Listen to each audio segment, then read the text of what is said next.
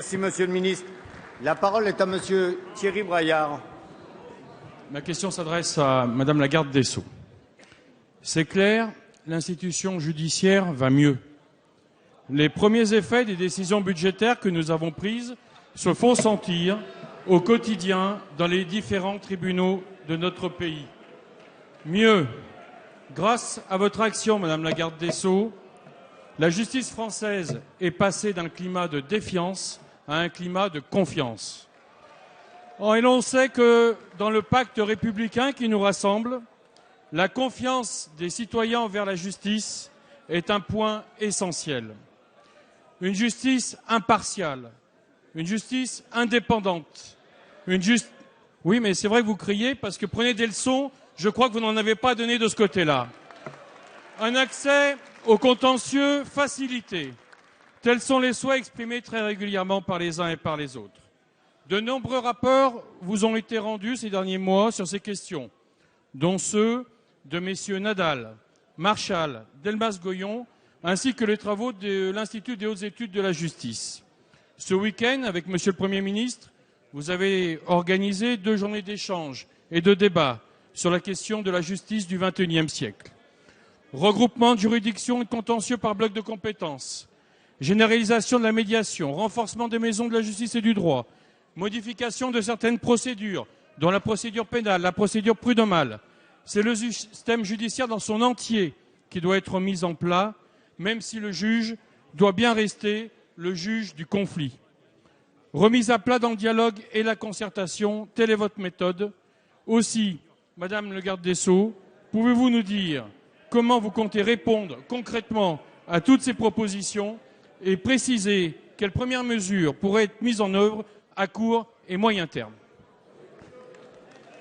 Merci. La parole est à Madame Christiane Taubira, garde des Sceaux, ministre de la Justice.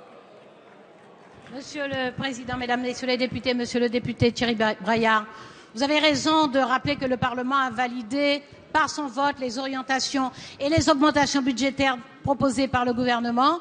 Nous avons en effet à la fois changé la relation entre l'exécutif et l'institution judiciaire et en même temps nous avons veillé à améliorer l'exercice quotidien des missions, des fonctions et des métiers. Nous l'avons fait par une politique de recrutement de magistrats et de greffiers qui donne déjà des résultats très encourageants.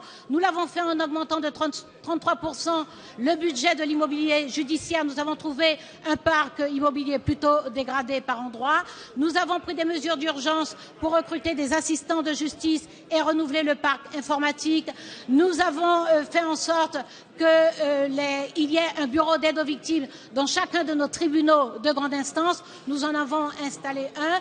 Nous avons mis un terme au dispositif qui perturbait le fonctionnement quotidien des juridictions, notamment les assesseurs correctionnels. Nous avons supprimé l'entrave à l'accès aux juges et à la justice en supprimant le timbre de 35 €. Nous avons clarifié les relations entre la chancellerie et le parquet, notamment par la loi du 25 juillet 2013 et en supprimant les instructions individuelles. Nous avons fait tout ce travail d'amélioration du quotidien, mais en même temps, nous avons entrepris cette réforme que vous évoquez, qui a donné lieu à ce débat national pendant 2 jours ouvert par le Premier ministre. Nous allons consolider la dynamique engagée par le parquet qui s'est montré très créatif, très inventif ces dernières années, notamment en améliorant son efficacité et sa diligence, par exemple en créant le traitement en temps réel, la convocation par officier de police judiciaire, ainsi que la 3e voie. Donc nous faisons du quotidien, nous traçons en même temps la justice du XXIe siècle au service des citoyens et nous le faisons en intelligence collective avec les acteurs et les partenaires de la justice. Merci Madame la ministre.